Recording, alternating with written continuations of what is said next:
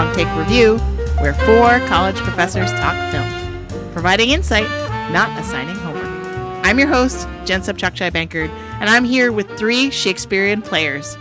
First, will he be brave? It's P.T. McNiff. How's it going, P.T.? Get thee to a nunnery. Why wouldst thou be a breeder of sinners? I am myself indifferent honest, but yet I could accuse me of such things that it were better my mother had not borne me. I'm great, Jen. How are you doing? Doing great. Feeling slightly inadequate after that, but okay. Show off. And he has it, the pestilence. It's Greg Cass. How's it going, Greg? I'm okay, Jen.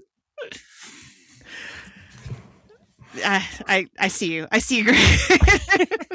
We'll unpack it. We'll unpack it together. And last but not least, that place in his head is more real to him than anywhere else. It's Antonio Alifano. How are you doing, Antonio? Mama? Oh. Mama? Why? I know, I'm sorry. That's dark, man. It's dark. Those, dear listeners, leave now. Those were all references to the film we are here to review today, Chloe Zhao's adaptation of the Maggie O'Farrell novel of the same name, Hamnet. In theaters now, the film has been a strong contender in the Oscar race since its premiere at the Telluride Film Festival. Its accolades thus far include the People's Choice Award at the Toronto International Film Festival, which is historically known as an Oscar bellwether. It was on the AFI Top 10 Films of the Year.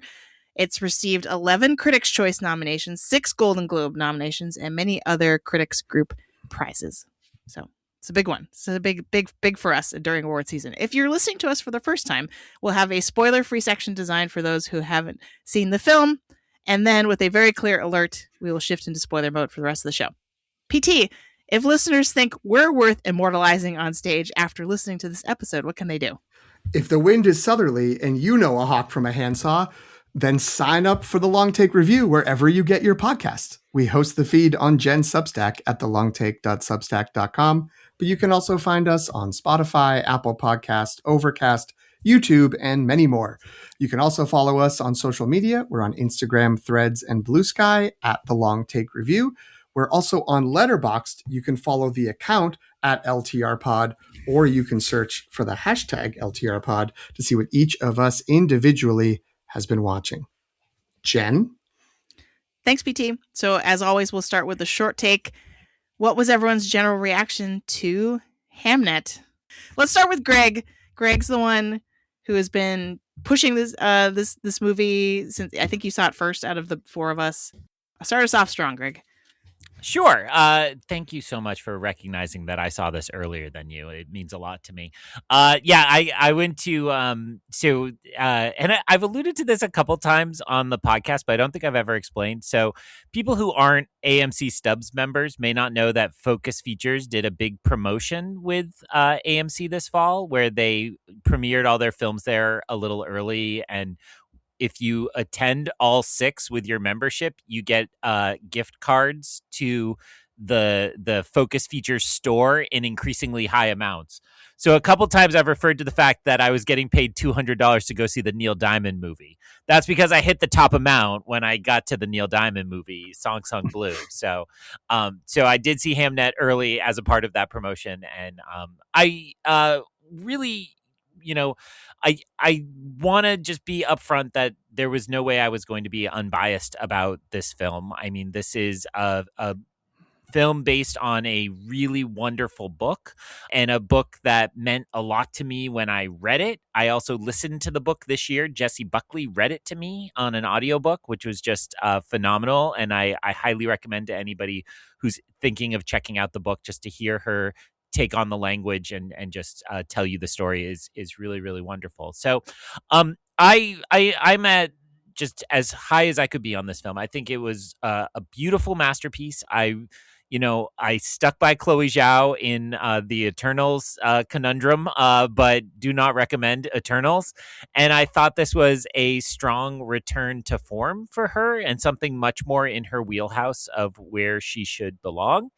To me, this is a film that I think I really needed because, I am a fallen literature major, right? I studied literature. I love literature. I read a lot, and I don't really get to teach literature because I have ended up in the world of composition, which is a perfectly noble profession. I will talk it through later, but is different than literature. And I miss that world of literature. And as I have come of age as somebody with a literature PhD, I have found that the world has left literature behind in so many ways. And to me, this was a kind of soul filling film that reminded me why I love literature. And that to me, literature is about expressing things we can't express, and it is about communicating things we can't communicate. It's about, making ourselves whole through art. And to me, this film spoke to all those themes in a way that I, raised my fist in triumph and said, yes, comrade, I will take up these arms and I will keep this fight going for literature. And so I loved it all. And I look forward to talking about it more specifically, but high recommend from me. Because I know I don't want to start a fight yet, let's go to Antonio. Greg, that's all beautifully said, and I agree. I mean, sometimes I feel like we need movies to like break us. I remember that I had like a former student who asked me specifically for movies that like made me cry or made me upset or made me sad because she wanted it.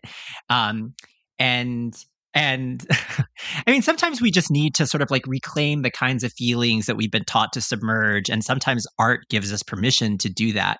Um, I wept in a way I have never wept in a movie before. No one would watch this with me. like my wife said no. I asked like one of the parents. I said I was going to go see it. I actually ended up seated by myself, but then another dad, my kid's best friend's dad, was also watching it alone. He's an actor, and he like sat directly behind me watching it alone too. We didn't speak during the movie. At the end, he just tapped me on the shoulder and then walked away because we were both, I think, so like just worked up from the film. And by crying in the movie, I don't mean that it was like a stray tear or trickle. It was like rough and feral and like frightening, but also kind of like heartening to remember that, like, I'm capable of feeling that deeply because caused by a piece of art. And my heart broke for this family on screen, but also because of like my own grief and my own fear of losing someone I love. And I think it's okay, therapeutic even, to let a story lay bare that part of you. And I was just really grateful by the end of this movie for what it did. As sort of like excruciating as it was, there was a beauty in that feeling. And now I'll take it to PT. Well, I am mostly jealous that both of you, and I think all three of you, had such a profound reaction to this. I thought this was very good. This was exceptionally acted and beautifully shot, and I was fully on board, and I really felt this movie, and I had profound emotional depths for a while.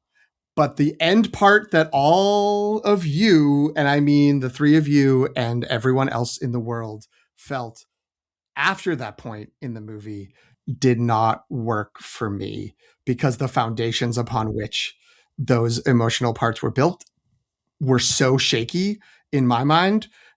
80% of that is my fault for what I went into the movie wanting or expecting. And 20% of that, I do think there are flaws in this movie. And the combination of those left me cold for all of those times that you guys were sobbing. I was sitting there being like, why can't I feel this? And why am I not getting this moment? Because I see all the pieces and I see how it's all trying to work together, but it just didn't connect. And it's really disappointing because I wanted to love this movie. And instead, I think it's very good and not excellent, but I had hoped it would be excellent for me. Jen, what did you think? Let's get back to excellent. You're being too nice, I think. Don't worry. I've got mean things to say when we can speak more details, but sure. I do, like, I'm not mad at this movie, really. I'm mostly upset that I didn't feel as strongly about it. And I wish the things that like I bumped up against that I do think are legitimate. There's some that aren't, but there's some that are. And I just think most people are like, who cares? Who cares? Like I'm in it. And I was too busy being like, wait a minute, this doesn't make any sense. Like, what's happening? And then I was out, and then I couldn't go back in. And so I recognize the moments that will be in the montages for the movies of the year, because there are some incredible shots and there's some excellent acting that's happening in those shots. But it didn't mean anything to me. Well, I don't think you're alone. I mean, you're definitely alone on this call, but I don't think you're alone in terms of like the wider we'll talk about critical community. Yeah, there's people who don't like this movie, but I don't think they have problems with it in the way that I do. I couldn't find anyone else who does. Okay. We'll talk. We can special snowflake you. It's okay. I love it. All right. So sorry, that was unnecessarily catty. So I absolutely loved this movie. I'm with Greg in terms of like I think both of us went full 5 stars, which I try not to do that often. I probably do it more than the average person. And I think that ultimately why I went that way was because of what Antonio was talking about in terms of just the pure emotional reaction to the film. I have also read the book, and I think I've read it a little bit more recently for the first time than Greg. I actually still have it on my desk, just I didn't plan this, but it's here. I did my homework, and I would say that this movie as an adaptation is a really good example of affect in film that is not possible in literature. And because when I'll get into more details about this in spoiler mode, but when I was comparing the book to the film, I started to kind of nitpick at things that weren't in the film, and I was like, well, like people are gonna know this whole backstory, and they're not gonna know this, and like that's just an image, and like how are people ever gonna understand that that's really what this other thing is? And then I stopped myself and I said, no, this is what an adaptation should be, because I think Chloe Zhao leans into what film can do with this story in a way that the novel probably never could. And I think that also accounts for the ugly crying, because I think when I read the book, I did cry a little bit, but it was more the single tear trickle that Antonio was referring to. When I was in the theater, it was like the last hour of the movie was just continuous weeping from me. I don't actually know when the crying stopped and started. It was just kind of like ongoing, which is not normal for me. But yeah, it's visually stunning. I really liked what Chloe Zhao picked a few sort of threads from the book and really leaned into them in creating a visual language for the film in a way that I really appreciated. The acting in this is just off the charts good. Jesse Buckley, Paul Mescal, all of the kids in this movie, like everybody, Emily Watson, who no one is talking about. Like I didn't even know she was in this movie, and just has one scene that just like brings the house down, in my opinion. And so I thoroughly enjoyed this whole movie. I do understand there are a couple things, again, we'll get into it in spoiler mode. There are a couple choices that I was like, oh, I kind of wish they hadn't done that. I'm curious to see if that aligns with what PT doesn't like. I think there are a couple moments where it just goes a little bit too far. But in general, I thought this was brilliant. It lived up to the hype. I was kind of starting to worry because in the Oscar race, it's kind of already had its little bit of an up and down. And so I was like, oh, what am I going to think about this? And I loved it. All right. So recommendation algorithm, which maybe is hard without spoiling it. I'm not sure. But let's start with, is this film a paint by number period piece? Right, because we've already mentioned it's about Shakespeare's family, right? So obviously it's a period piece. Any thoughts? I mean, the movie that comes to mind is Shakespeare in Love for kind of really superficial ways, but I don't think it is at all similar in like important ways. So I guess this is really like, I think it's doing something much more interesting than like a Shakespeare in Love is doing. And I can't say I've seen that film recently, but I think its reputation is like, oh, it's just kind of a silly pastiche of cool quotes from Romeo and Juliet into a love story. And so I think this is doing something much more interesting. And, in terms of paint by number, to me, a good period piece often like glamorizes that period, and I think this does the opposite. I left so many moments in this film being like, oh, I could not have lived back then. I would not have made it. Nope, no fantasy for me. That really is not my time period. PT, you were about to say something before I cut you off. Yeah, I was going to try to say something nice. I want to make sure I get that in because there's lots of nice things. I don't think this is like a standard period piece. And I think a thing to say is if there are people who are like, oh, I find those boring. Like, oh, I don't like those with the costumes and the candlelight. I'm not into it. That this is not a movie like that. And I think it sort of maybe speaks to what Greg is saying, that it doesn't romanticize anything. And it also is not filmed in a way that's designed to sort of be like, look at how old life was. And it wasn't that cool, but it's much more sort of this developing, I don't want to say developing world, but like sort of the developing civilization of mostly in Stratford upon Avon and the nature that's around it. And so it's all, there's almost as much kind of forest, trees, sky in this as there is like old-timey English buildings. So I don't think it's stuck as a period piece. And if that's holding anyone up, or even if they are like, I don't care about Shakespeare, I think this is actually a good movie to go see. I don't think you need to know or care about anything about Shakespeare. Some might even argue, I don't know if the people who made the movie know much about Shakespeare or the play Hamlet, but we can talk about that later. You had to sneak that in there. I would say also nice. I was being nice, everyone. Okay. For reference. So, yeah, I would say that this is not standard period piece because while I don't know, this is not a spoiler, but there are lines. I mean, PT already quoted some. So like there are lines lifted directly from Shakespeare's plays. But beyond that, I would say the language of the film is actually not particularly obtuse. You know what I mean? Like it's not archaic in a way that's going to shut people out. And I do think that not quite as much as the novel. Again, we'll get into it in spoiler mode. But the movie does, I feel like, prioritize this as a story about a family and about grief and loss more than PT might not agree, more than it is a story about Shakespeare as a historical figure and a writer and author and artist. So I think in that sense, there's a kind of like a core story that is pretty universal and doesn't necessarily hinge on the period that this is in. Do you feel like now that I've said that, do you feel like, I guess PT already answered, do you have to like Shakespeare to like this movie? Sorry, I forgot I was getting ahead of myself. No, it's good. Check. Well, let's go back to the crying thing, because like I think the worry about this movie, at least among the critics, is that no one's gonna, or Oscar pundits, I should say specifically, and that no one's gonna actually go see this movie because they're gonna be like, I don't want to go cry.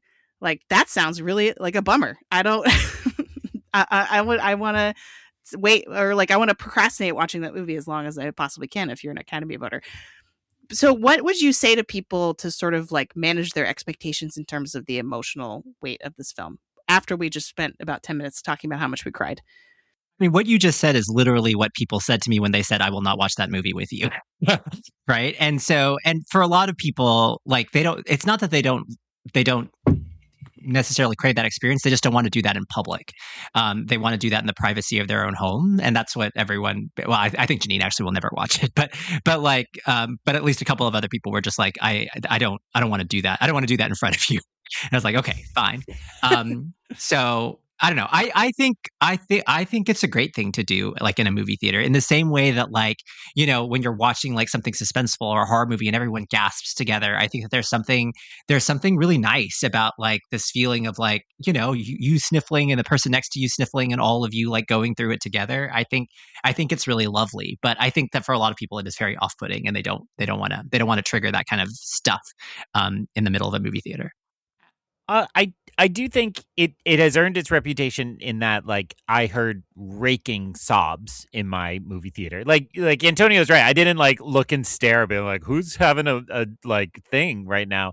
But like, I did hear like really, really emotional responses that was kind of a shocking experience in itself, just to kind of witness that even in that space. But I do. I liked the way Antonio phrased it in his opening remarks, which is that this is just a necessary part of art, right? Art should make us laugh really hard, and it should make us cry really hard, and it should make us do whatever Wicked made me do. I'm not sure I've recovered yet, but like I just feel like the point of all of this, and I guess my gesture is like all of Hollywood and cinema and movie theaters is just about feeling human and empathizing and understanding humans outside ourselves, and the gifts of that are what calls me to this art, even when it's like a stupid Marvel movie.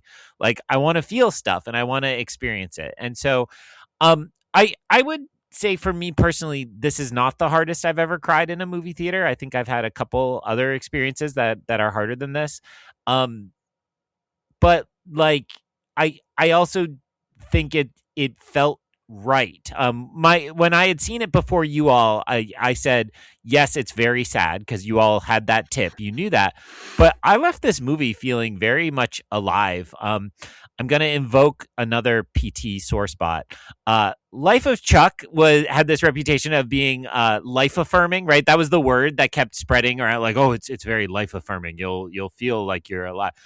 That's the word I would use for this experience, right? That I felt like, oh, to be human is to experience loss and to experience love and to just like feel. And I found myself walking out of the theater, I wasn't like skipping and being like, woo-hoo, but like I felt very much alive and very like glad that I had just come through this experience and for all pieces of it. So that's what I would tell somebody who's hesitant. And if, Antonio, if they were like, I prefer to be a sobby mess in my own house, I'd probably give it to them. I'd be like, that's okay. Right? Like that's a fine choice on this one. We'll allow it. So I would use the word cathartic to describe at least my experience watching this, because I think the nuance I would try to emphasize for people who haven't seen this yet is that, yes, it is emotionally devastating, but it is also about processing grief.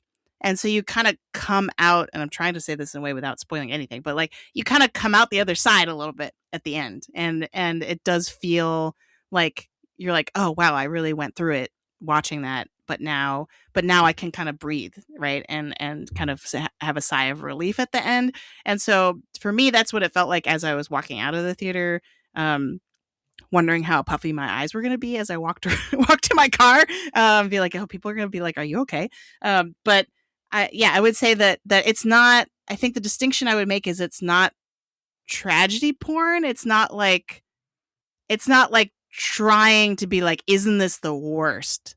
Right? It's not sort of like, let's just make you feel worse and worse and worse until you can't take it anymore. It is kind of like about the like stages of grief and dealing with grief and moving past it. So I think in that sense, the feeling is not, I wouldn't go so far to say uplifting, but it does have kind of that sort of catharsis at the end. So I don't know if that actually helps anybody.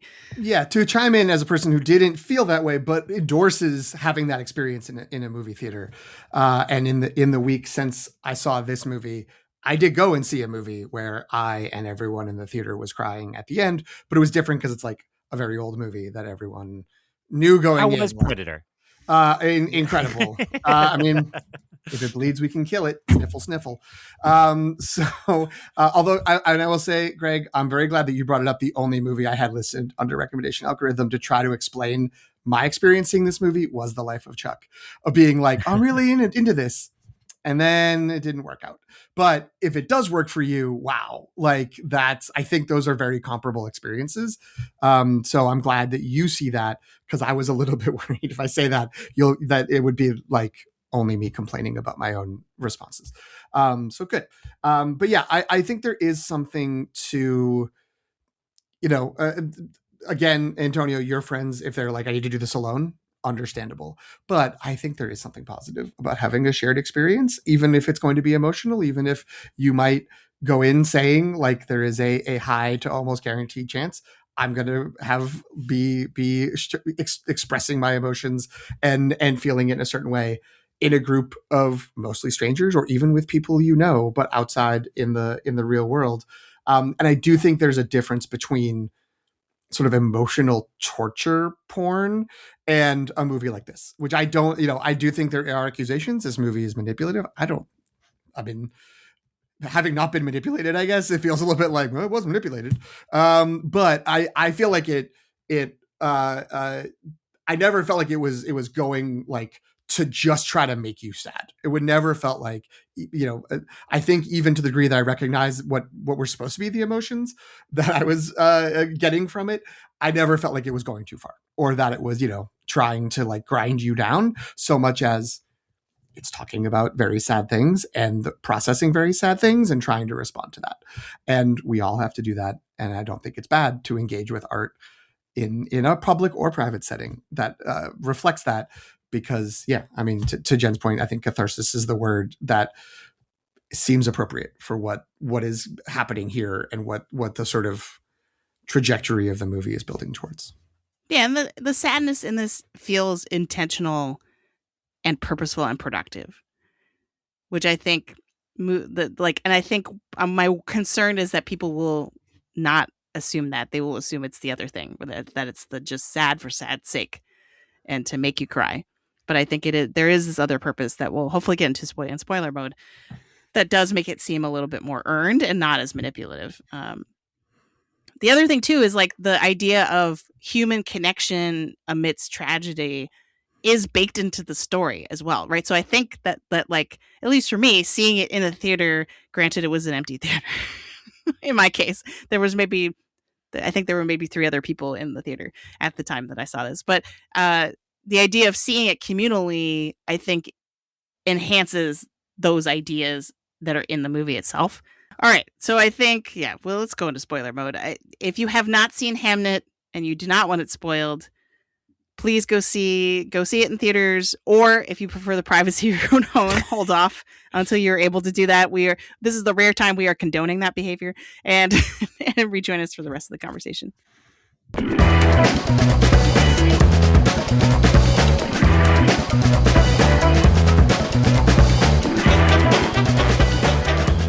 So I was trying to think of, let's go for the jugular spoilers to start with, and like this trailer gives everything about the movie away, right? Basically, except maybe like actually the last few minutes, like the actual ending. If not the trailer, the title card that starts the movie. Yes. Says right. The death of Hamnet and the birth of Hamlet. So it's sort of like, well, yep, there you go.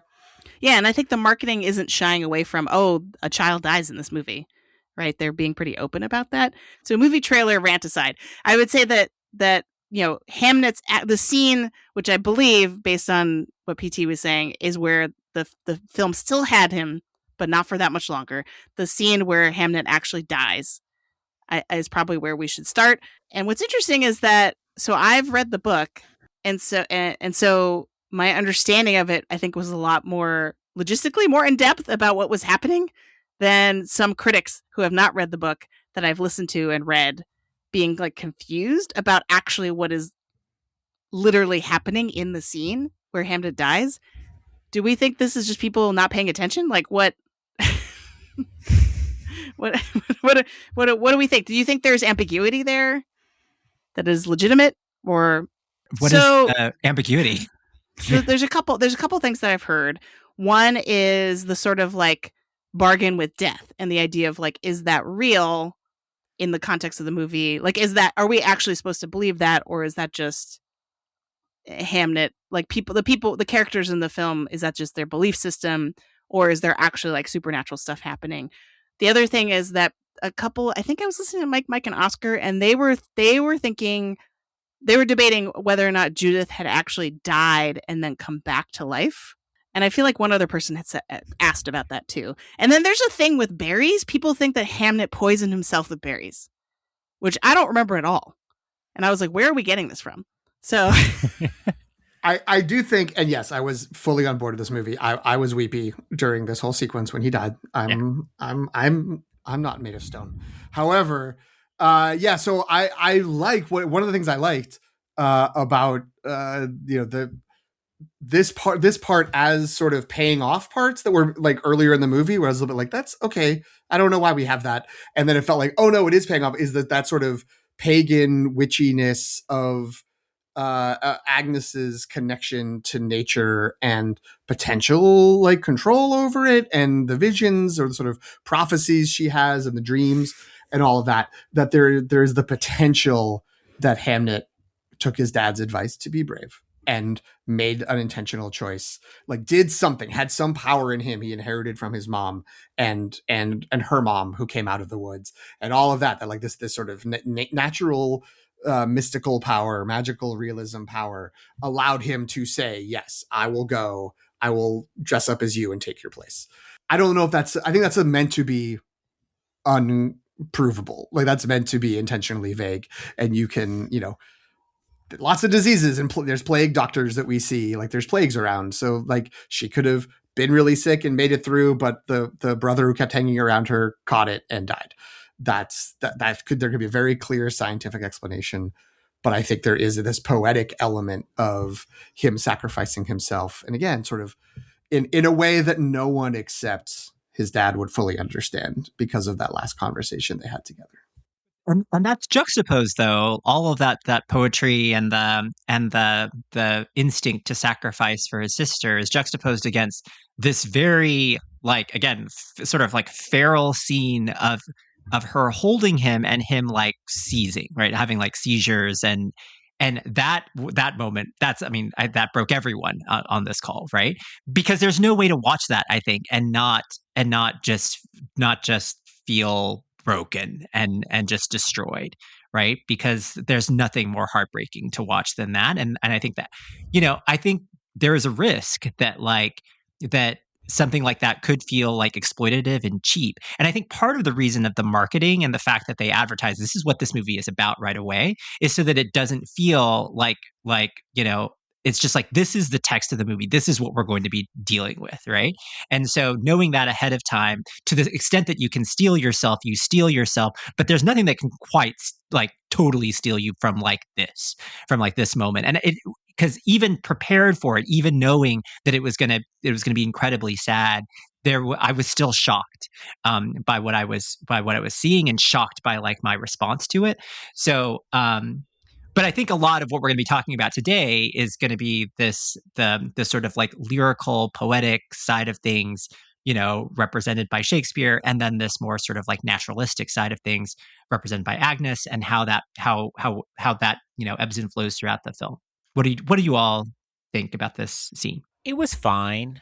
No, I think there's no way this doesn't get put up there as PT alluded to. I mean, I guess you maybe don't want to show this scene when you're saying Jessie Buckley for best actress, but like it's absolutely incredible. And I watched it thinking, I don't know how she's physically doing that, right? Like the way the emotion, well, you said it, Antonio, she goes feral, and like this really like absolutely like traumatizing moment is really powerful. But I'm actually something I didn't think I'd say tonight. I'm in agreement with PT that I think this ambiguity is what's kind of beautiful about so many moments across this film, and to me that's why like pulling us into this early modern world. The other thing I was thinking about this in response to the costume drama or the period piece question is like, we think period piece, we think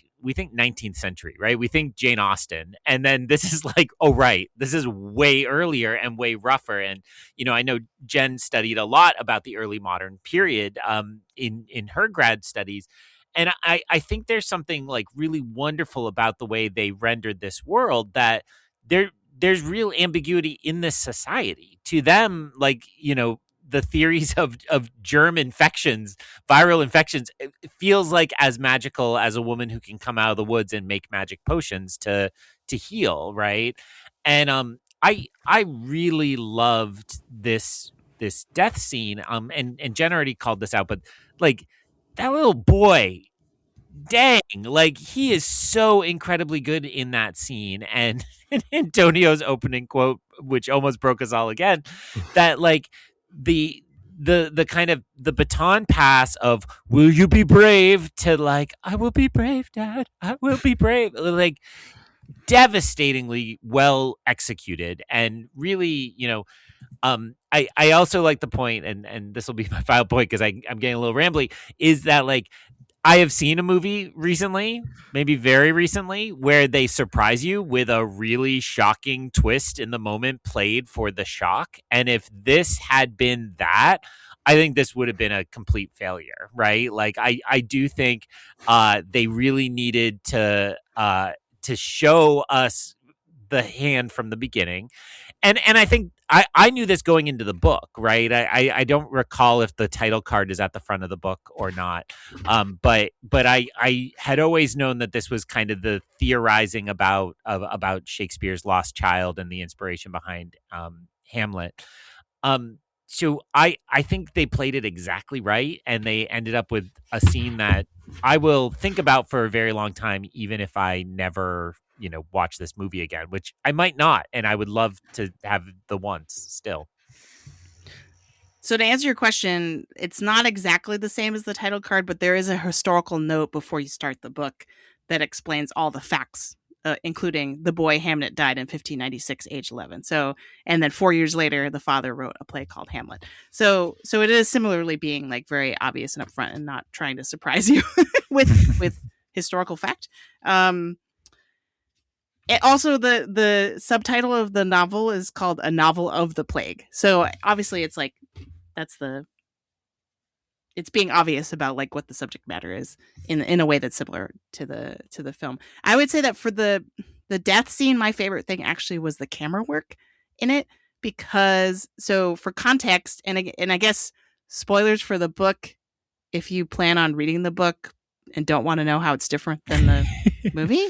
I've never had to do that before, but I don't know why I feel the need to do that right now. But in the book, if you all remember in the movie, the scene where they're Hamnet and Judith are trying on each other's clothes.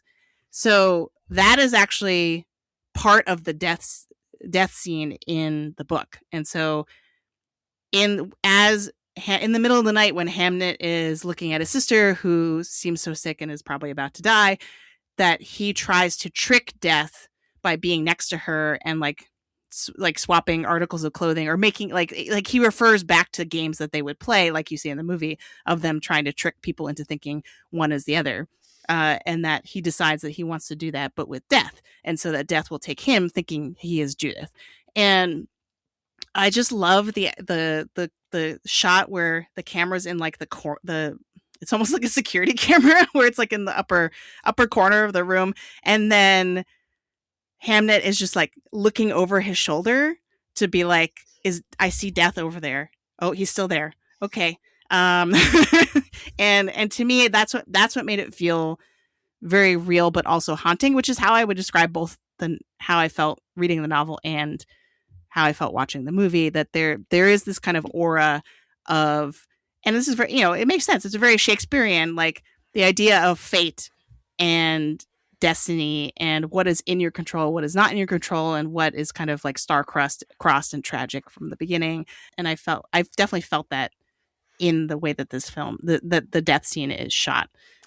Does he not say something like that in the movie? Because I distinctly remember in that scene feeling like he's trying to trick Death by doing the clothes switching again, and maybe the camera work was so evocative of what had happened before, it made me think that. But I thought he said something like, "We can trade places again," like he says that to her when he lies down next to her, and then starts looking like seeing Death and looking around. That's very possible. I mean, I think to me, what I remember in the scene is him directly addressing Death and be like, you can take me. It's like kind of like bargaining, but I don't remember him being like, oh, I'm going to trick Death. But that could be just me remembering the book more than the movie. I might have picked up on the parallel. Like, I might have just been a connection. Well, that's working, and you haven't read the book. Yeah. I was wondering about that. I'm like, how much of this is just going to be communicated visually as it is with like, because the other thing too is like the death of Hamnet is like many, many chapters, and it's very drawn out, and there's a sense of like dread as you read like several chapters in the book, being like, oh, like I know this is going to happen, but how is it going to happen in a way that they can't do in the film because they don't have that much time. But well, and structurally it basically starts with him sick and does most of the backstory as flashbacks, like amongst that action. So it's a very different experience in that regard. But Yeah. I think you're right, Jen, that the emphasis is on like the inevitability of it.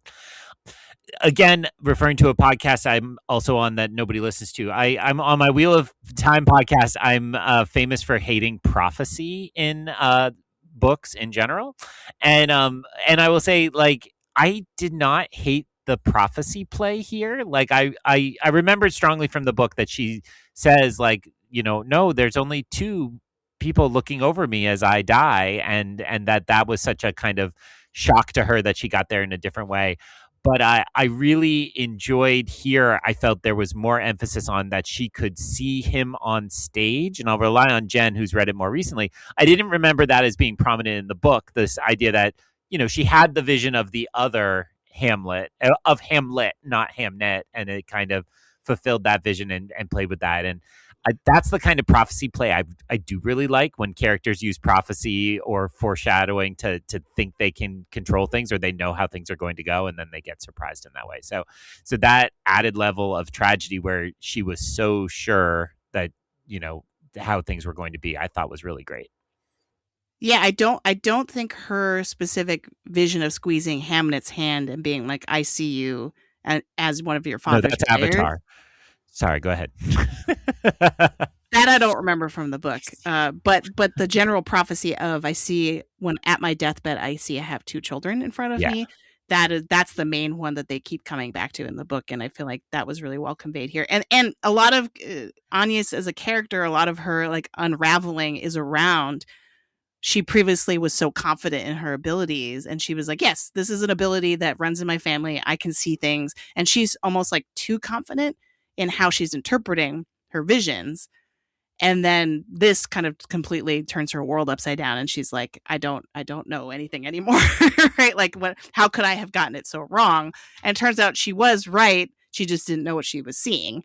It's about the interpretation of the dreams as opposed to taking them literally. So sorry, in the book, is there something about reaching out and holding a hand? Yes, that's a huge thing. So that's a recurring bit. Not to make light of it, but it's a recurring thing where the and it happens so quickly in the movie. But when Agnes and Will are courting, she does the thing that she does in the movie where she squeezes his hand, and it's actually described as like a very aggressive act. Where she has to she squeezes really, really hard, and then he's like, what are you doing? And then she's like, I see, like, and then she sees him fully, right? Or she thinks she does. And that's a thing that she just like does all the time to people.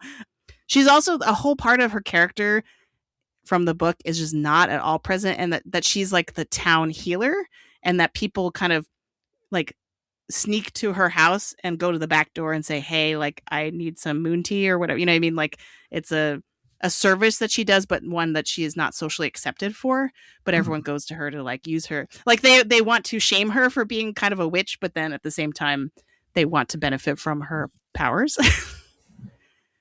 I mean, it's very clear the shame part of it, right? The way that the family treats her and the way that she's sort of isolates herself in society.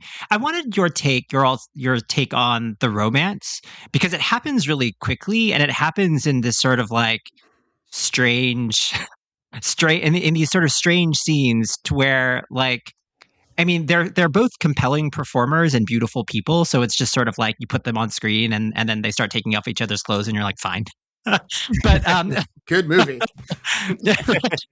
But it doesn't feel like natural. It doesn't feel it that does feel kind of like stylized in a way that like later dialogue, which gets a little bit grittier and a little bit more realistic, I think it contrasts to. And there was something about those initial romance scenes that felt like a little strange to me. I don't know if it was a good way or a bad way, but I remember feeling like this is happening really quickly and really weirdly. Did you all have that same experience, or were you just like, oh, this is fine? I don't know how the book plays with this romance, but it happens like almost immediately, right? It is a lot more gradual in the book. Yeah. I was gonna say, my memory is that it takes place over a long time. Like he's There are many tutoring trips. for a long time, and he goes there.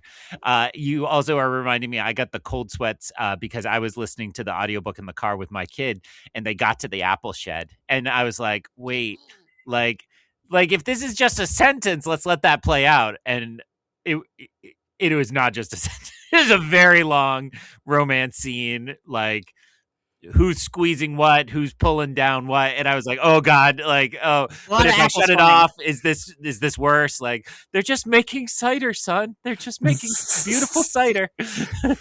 When a mommy and a daddy want to make some cider. We're inching closer to what eventually became an issue for me. When it was happening, you guys can spend this episode processing the cathartic sobs you had. I'm processing the fact that I didn't like this movie, and I don't know why.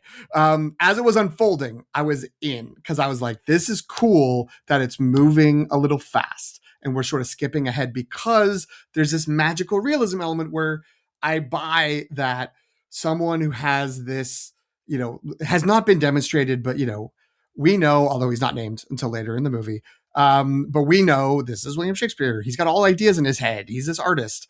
And she is this witchy forest woman. So they will, of course, like, their emotions will burst out of them as soon as they make the connection they have for their lives. So I thought that was cool. And I liked how, I kind of liked that it moved through quickly. Moving through the development of things quickly, I think, becomes a problem later in the movie.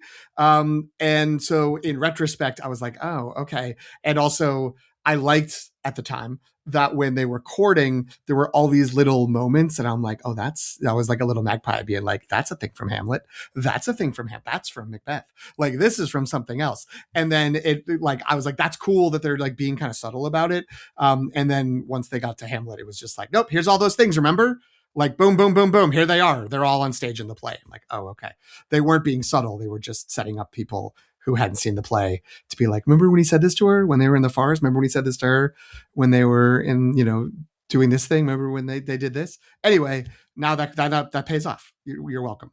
And so at the time, again, like in the moment, I thought that was working really well. But I do wonder if there was how would this change? And I don't think it has to change, because most people really love it. But if I were to say how to change it, I would say either a little bit more or a little bit less, so there's more time for stuff later. Because that sort of feeling of being rushed is part of why I felt after the immediate sort of fallout of Hamnet dying, everything started to feel really fast to me, and I wasn't really buying the emotional connection between the two of them, or disconnect, that seemed to be important, I think, to paying things off at the end of the movie. So I had the feeling that you're talking about, but later in the movie, which I think was more of a negative for me than it would have been in the beginning. I think there's also more compression of time the further along in the story we get. Yes. Because there's, by the time post Hamnet's death, there's like a much longer stretch of time between events, at least in the book, versus the beginning, right? So I can understand why that would feel, in narrative time, that feels more rushed, because it's covering longer periods of time. So I think these questions and comments get to Jen's question about adaptation. And to me, I agree, this is a good adaptation. I want to just also celebrate, this is the second time this fall we've reviewed a film where the author did the actual adapting, which is really cool. And I like that people seem to like trust authors a little more in that regard. They shouldn't be given free reign, but to be involved and to talk more about it, I think is really great. So, but I do think that, a good adaptation to me gives you the same flavors, the same ideas, the same themes, but it just can't be as rich. It's a different medium. And, both for, you can often, it's very rare to get the ability to do similar interiority that a novel gives, right? Without really cheesy voiceover. Maybe now I'm making fun of Life of Chuck. But I think the other thing is that a great novel is often expansive in its time, and this has to be short. So the two things we're kind of talking through here is the compression of their courtship and the compression of their grief, right? And like in the book, you feel this like, well, so where I want to give the movie credit is I thought they did this shorthandedly beautifully in the first goodbye when he's going to England, and it's like they can't keep their hands off each other and they can't stand the fact they're going to be apart. Like, however Antonio said, sexy people taking off each other's clothes. Like, we're all here for it. And then the just like brutal coldness of the like after the death separation, where it's like, it is like you see often like a couple 30 years into marriage or some such. I picked a high enough number. I think we miss all of our marriages, so we're safe. But like where it's just like, it's cold and it's unfeeling, and in their case something very tragic and hard to overcome has happened to empty of that. So I actually give the film a lot of credit for that. And I don't know how you cinematically do. And then there were like these 4 years where he threw himself into his work and wouldn't come home as much because the city was more exciting and more vibrant. And she thought he was doing this, but really he was trying to process his life, and it pained him to come home. It just doesn't work cinematically. So I guess I'm saying, fine, PT, you've got a point, but also I don't know the better way. Right. Then it gets more, the tone would get more like Shakespeare in Love. Like that feels good. Like to have a montage that has like jaunty music in the background of like him. Maybe I'm just picturing Muppet Christmas Carol where young Ebenezer Scrooge is writing at the desk, and that's the music I'm hearing in my head right now.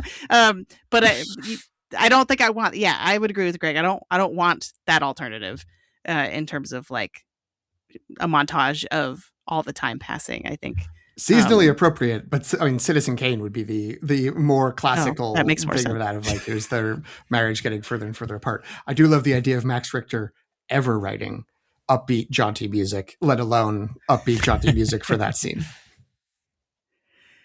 So actually, I want to segue into another question I had, because I think it is dovetailing what we're already talking about. So for me, a big striking thing was the visual language of the film.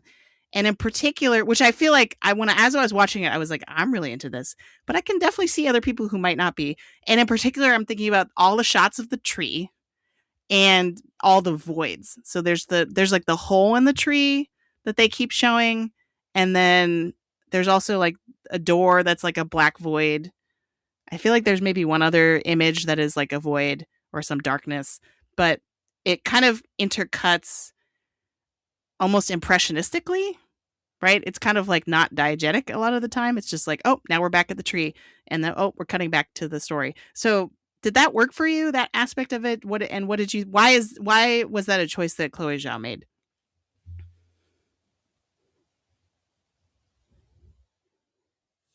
Did you not notice it? Like, I don't know. I didn't notice it. I mean, to me, I was like, oh, Chloe Zhao loves Terrence Malick. Like, and this is, I mean, again, I liked it.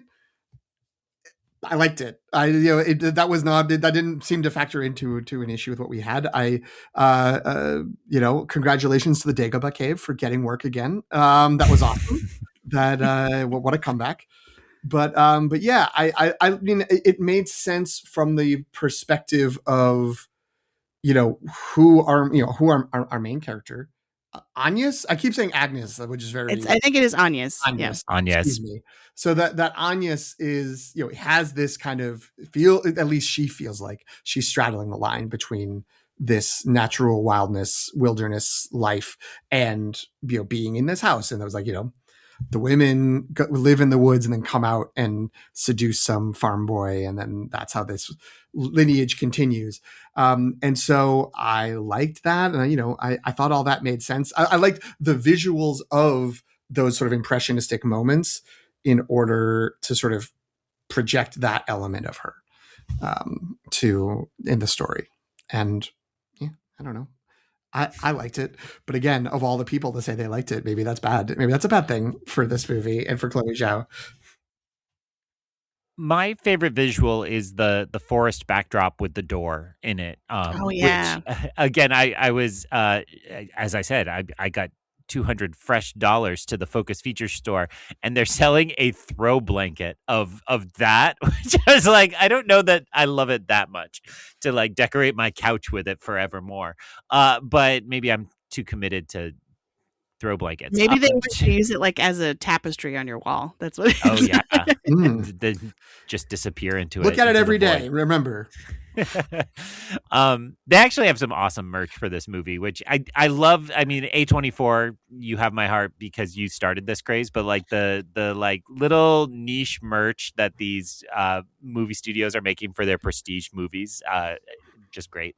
So I really loved that visual, and I think, you know, Jen, when you tie it back into the tree, like I saw the similarities there. I wasn't as struck by the like beautiful forest footage as I felt like I was supposed to be as it was watching, but it made me think a lot about Nomadland, you know, which Chloe Zhao also wrote and directed.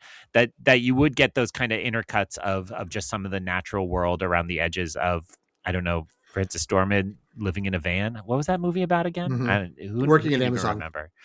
God, pandemic were weird times. So I did really like that, and just like the themes.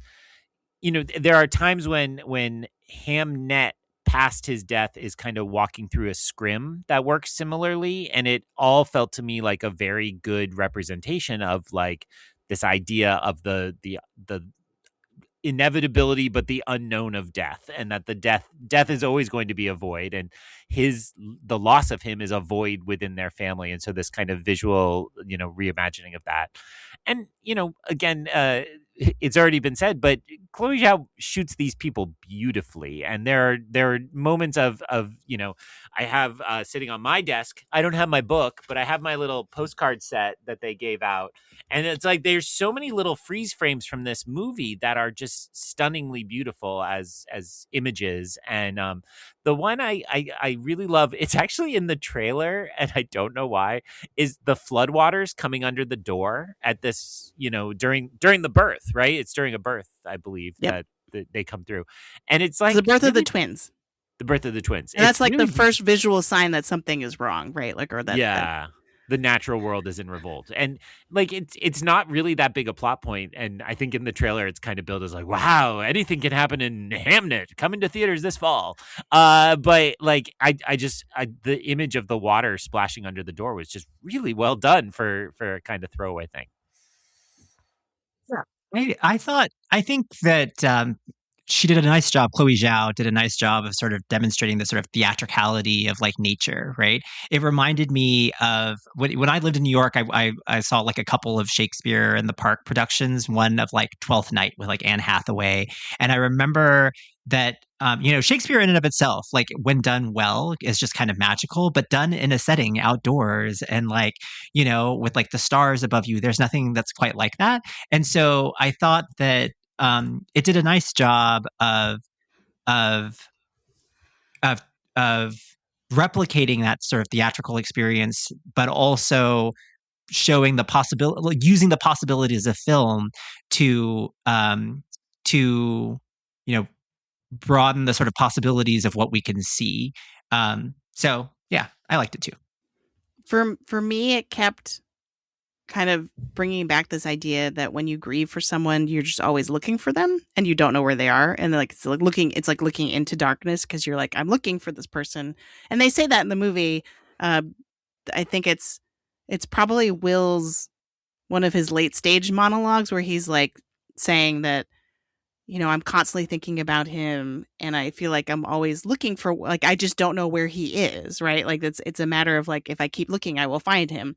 And I think that visual image of just us being forced to stare through the camera into these voids, I think really helps reinforce that idea too. And it's also an existential thing of like, you know, when someone dies, like where do they go? And then you don't know. And it's kind of confronting the fear that like the deep fear of uncertainty about death, which I really appreciate it. And like doesn't come through as much in the book because it's not like an image that it can just quickly show us over and over again. But yeah. Also, like the puddle of water, I think is like is birth imagery.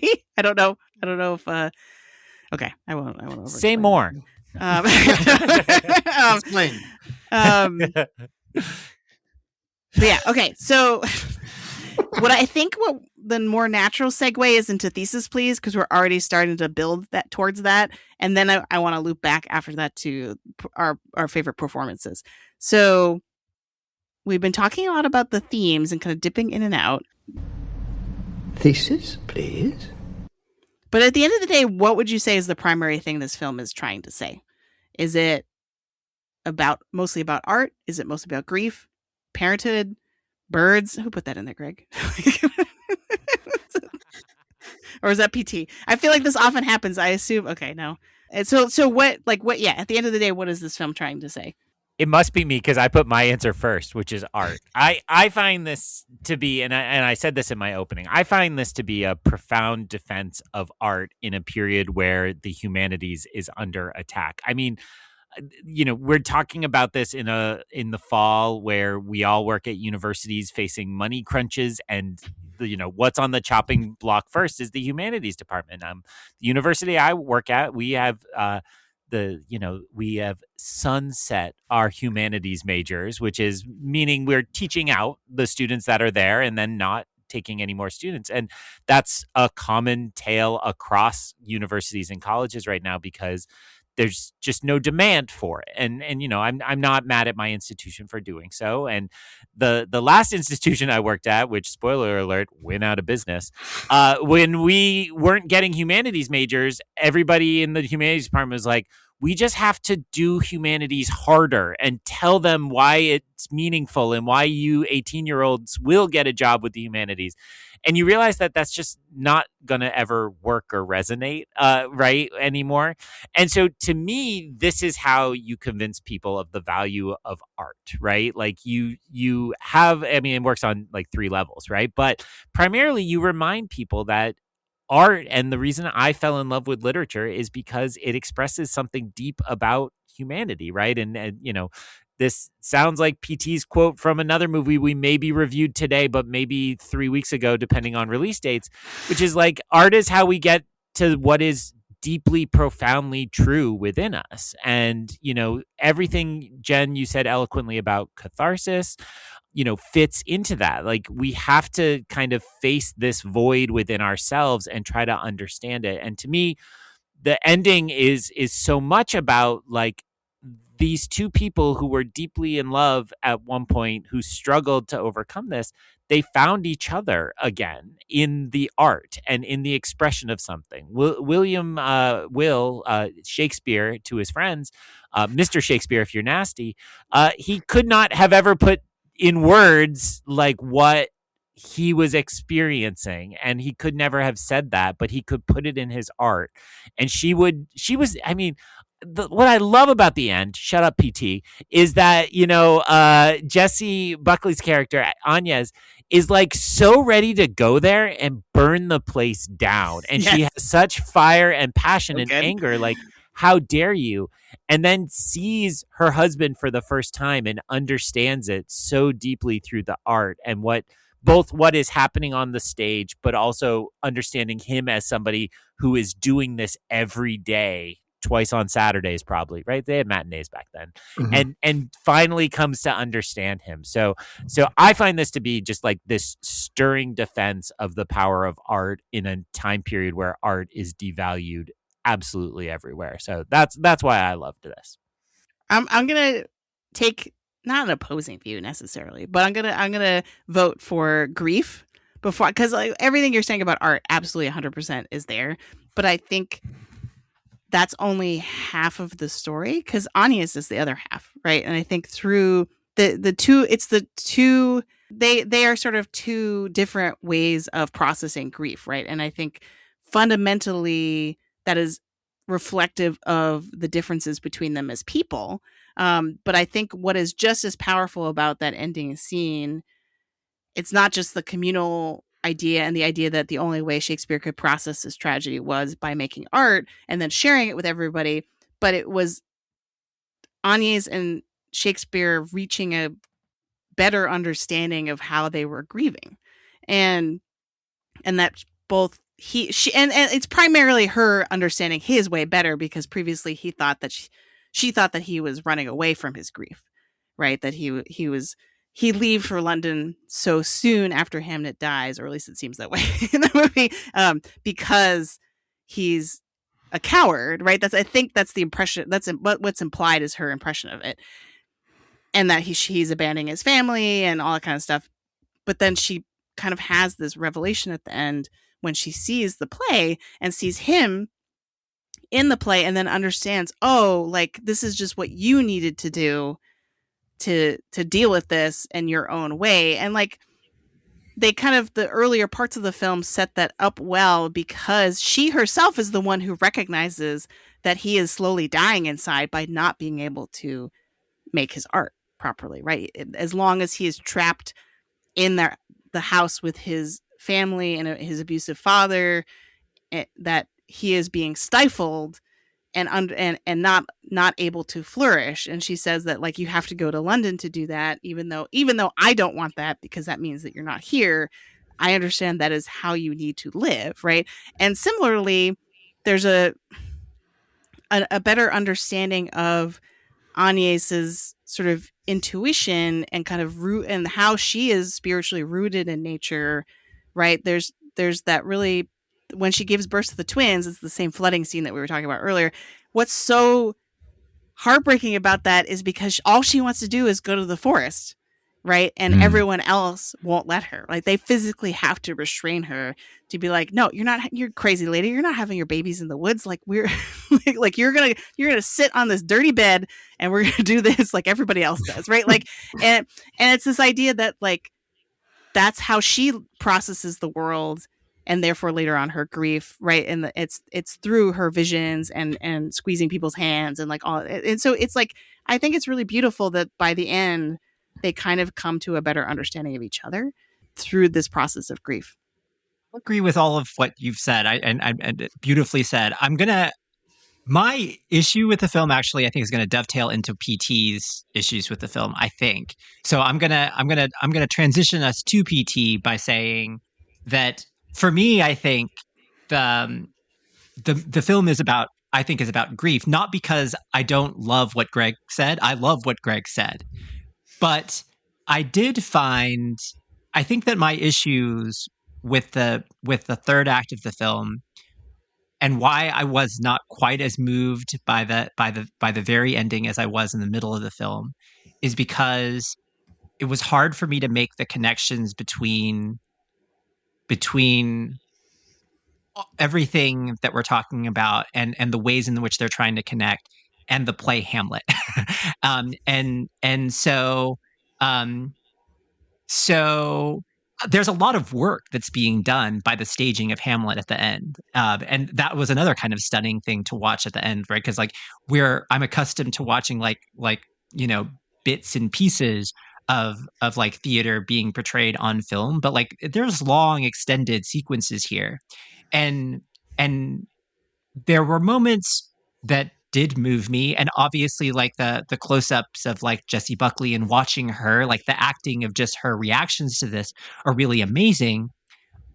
But I think the missing piece for me, and I think what kept me at like an enthusiastic 4 stars as opposed to a 5-star, was that I couldn't, based on what she was seeing on stage and what I was seeing also happening, I didn't feel exactly the same way as like her character, as Agnes. I couldn't put myself in that position. Like like the emotional ties that I had to that moment stemmed almost exclusively from just like watching her and watching her reaction and watching her, have these epiphanies and these connections.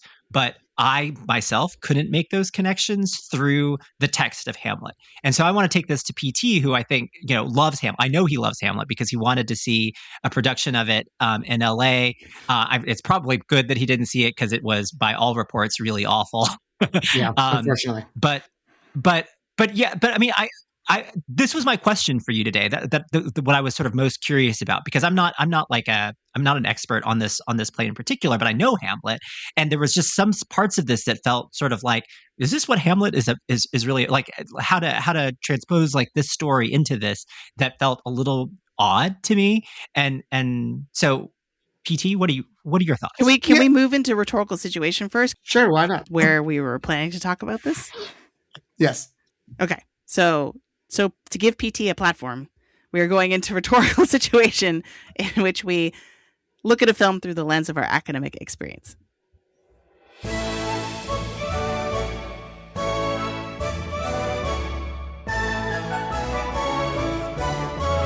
All four of our regular co-hosts are writing professors. I think we've actually talked about that up until this point. So like that, if that's not apparent, sorry. So we like to have the section of the episode dedicated to making connections to our experience as scholars and teachers. In the teaching of writing, the rhetorical situation refers to any contextual factors that influence composing and interpretation. I'd say the text of the play Hamlet is a whopping contextual factor for sure. Take it away, PT. Well, okay. Well, I feel bad. I'm going to try to keep this short. I wrote it like multiple ways out. I went full Antonio for this to try to be like, let me not go off the rails. So I will do the best that I can. I felt like there were 3 layers of my ultimate disappointment in the end of the movie. The first 2 are my fault, and the third one is essentially what Antonio was just saying. Partially what Antonio was just saying. So the first was I made the mistake of going into the expectations of believing the hype. And I don't mean the hype about like, this movie's going to be great, this movie's going to break you. I mean the official synopsis of the movie, which is the powerful story of love and loss that inspired the creation of Shakespeare's timeless masterpiece, Hamlet. And somehow, and again, this is my mistake, somehow I took from that, I'm going to get new insight into the play Hamlet. I'm going to understand something about the play Hamlet I didn't have before. I'm not a Shakespearean. I did not like write a dissertation about Hamlet. There may have been an episode we recorded recently where Jen got to talk about her dissertation and talking about Sherlock Holmes. I don't have that. I just like Hamlet. I took a couple Shakespeare classes, but I've read Hamlet a bunch. I've seen it performed a few times. I recently reread Rosencrantz and Guildenstern Are Dead because Tom Stopper died, R.I.P. That's probably my favorite overall play. And then I did watch the Kenneth Branagh full text version of Hamlet days before seeing this movie, across multiple days, because it's one of the good ones. Yeah, it's a lot. It probably needs to be edited down in theory. But I'm really glad there is a version. To Greg's point earlier about period pieces, it is set in the 19th century, even though the play is written to be in the 1500s, because Kenneth Branagh was like, everybody wants to see the 19th century and have the soldiers have guns and everyone have the right frills. I was like, okay, great. I'm ready. I'm ready to have my mind blown. And it wasn't. And I don't think that's the movie's intent. That's not the movie's fault. That's my fault for having different expectations. As the globe scene is unfolding, I'm dialing that back. I'm like, okay, that was a mistake. I gotta adjust. Let me just enjoy how the story of Hamlet is affecting what's going on in this story. And I couldn't get past, and again, my problem, not the movie's problem. I couldn't get past remembering everything that happens around the snippets of the play that we see. And so like William Shakespeare playing the dead king, the ghost of the father of Hamlet, walks out from the hole in the tree that we've been seeing the whole movie. That's the backdrop. And he helped, there's a scene where he's sort of checking that out to make it look like the hole in the forest. And it's like, oh, that's profound. That's interesting. That's why we've seen the hole the whole time. Here he comes. And he talks about how sad he is that he doesn't have more time with his son. And I was just like, well, what was happening when he was talking about the poison in the ear? What was happening when he was like breaking down, like what was happening in the parts of the Hamlet we weren't seeing? What was happening when they yada past the things? Because I think I went in too fresh and thinking too much about Hamlet. And I was like, was Jessie Buckley also like getting really emotional, or was she just kind of tuned out? Or was she like talking to her brother again? Because the biggest connection I saw between the family of William Shakespeare and the character of Hamlet was that both Hamlet and Agnes don't know how to behave in a theater while watching a performance. That was the big standout moment. So, okay, that's fine. And again, it's like, that doesn't matter. Like that shouldn't matter for this movie. You shouldn't, it's not required. You are thinking about Hamlet. You're not thinking about all the things that occur in the play. Just, you're supposed to see what you see in the movie, and that's fine. where also so much of the movie in those early stages are very that sort of magical realism is partly feels like because we're so tied into Agnes's perspective and also the perspective, to some degree of William, but mostly hers in that moment, in that scene. So these are the things she's picking up on. She's picking up on the moments where she's feeling a connection to things. But just by the end, I was like, I don't know how you watch the entire play of Hamlet and be like, that's my boy. Like, that's my son. And I'm sad. Like, I'm sad thinking about like my child when all the things that Hamlet does in that play, and then extending that out to the entire theater, reaching out and sobbing as Hamlet dies. It's just not that sad when Hamlet dies at the end of Hamlet. Like, it's sort of like, yep, that's what he wanted the whole time. And he got everything he wanted. Everything he's wanted the entire play, he's just achieved.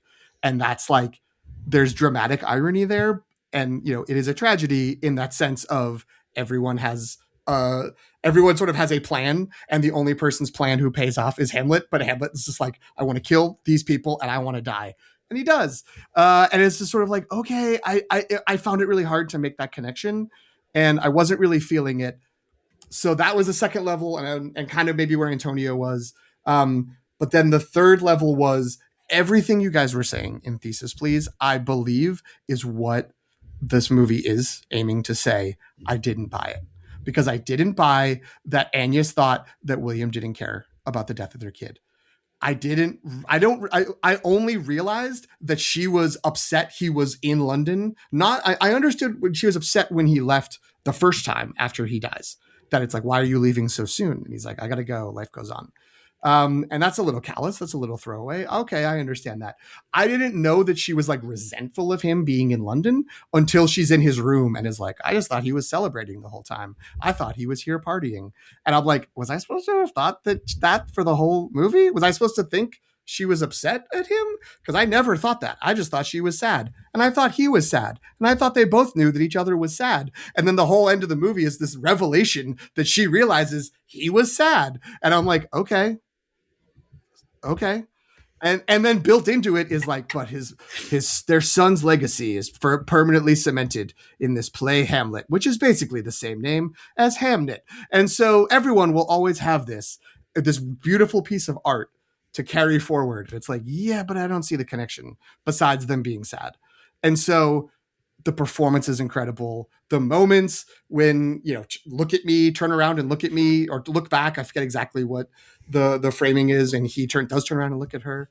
Like, I get it. I got all of that. Was like, yes, this is very well done. And this is they're in their feels. I just didn't buy it. I just didn't buy I feel like I was supposed to have a different set of expectations going into that scene, a different set of knowledge about these two characters. And if I had just had that, and again, that's where I feel like the rushing after the death, which again wasn't a problem for me when they were courting, but when after the death, when it's just sort of like, I'm leaving. Oh, okay. Like, I gave you a bracelet. I don't care about the bracelet. He's writing a comedy. No, he's not. He's writing a tragedy. Like, all of that kind of ba ba ba ba. And then suddenly she's in London, and I'm supposed to have picked up on all this stuff that I didn't.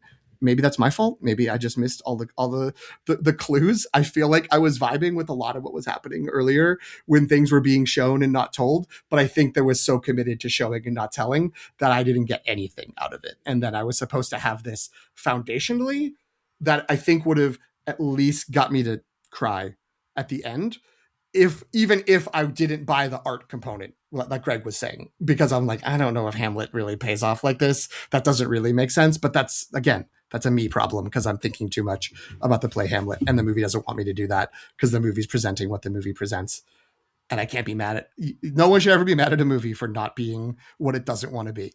So I was just like, okay, but I do feel like that emotional truth, that's the 20% that I feel like I wish I had connected with that and I had seen that. And maybe if I watch it again, I will see it and I will understand.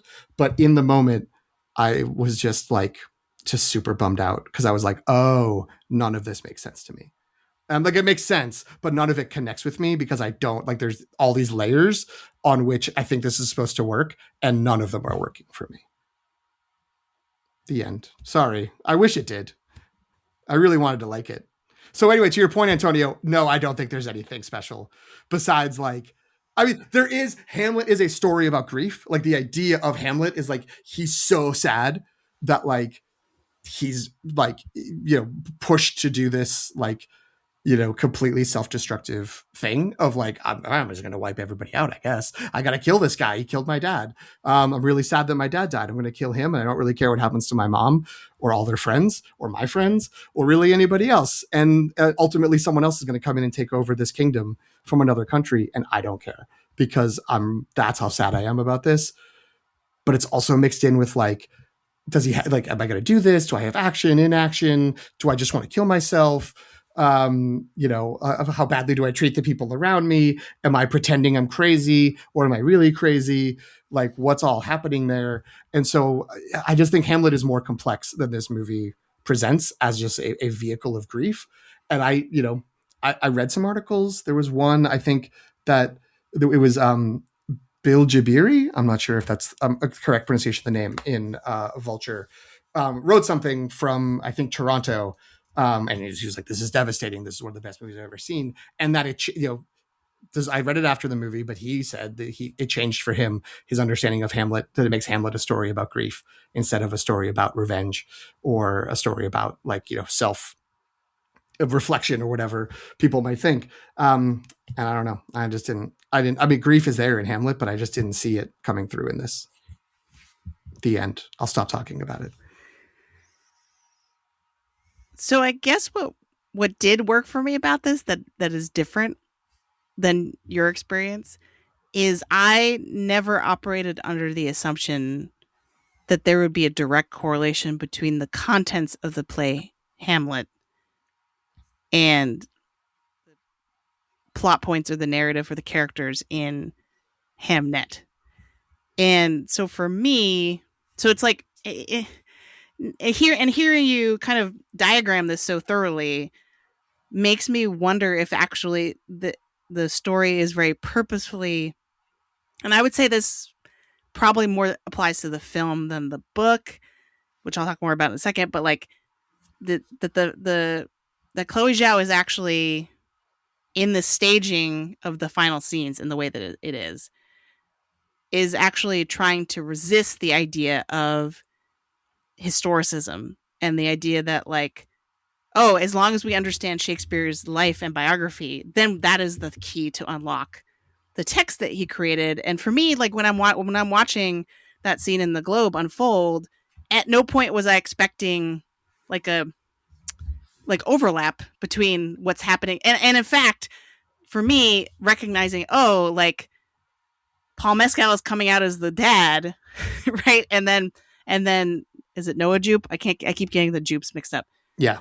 Noah Jupe comes out as Hamlet and he looks like Hamnet, like the way he's styled, right?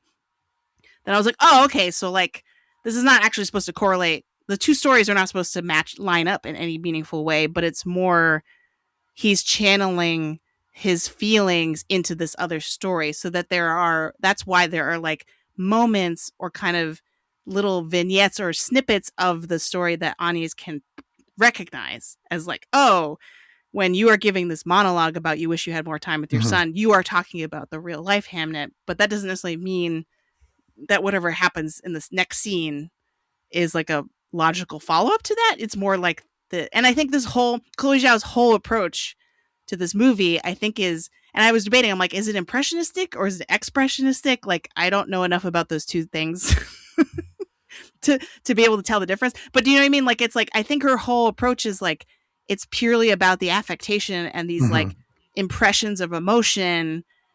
And I think her response to would be like that, what you're saying makes sense, but I don't care. Everything that I said just now about like, well, where's the meaning of Hamlet, or why is the rest of the play Hamlet not impacting it? I swear I already had my Dagobah Cave thing. I wish I didn't make another Star Wars reference, but I realized, I was like, oh, do you know how, and Antonio, you may not, but it's okay. You know how the people who don't like The Last Jedi are like, I can't believe they flew a hyperspace ship into another ship. That ruins everything in Star Wars. And then people like us are just like, who cares? Like, it was awesome. Like, it was great and it worked. That moment was incredible. It was a piece of cinema. Like, that's the correct response to everything I said about Hamlet.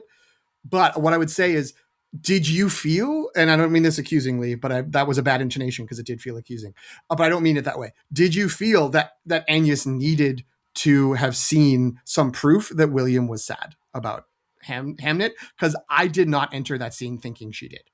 And that, I think that's the big divide for me, is it's just sort of like, yeah, of course she knew he was sad, but he had to go to work.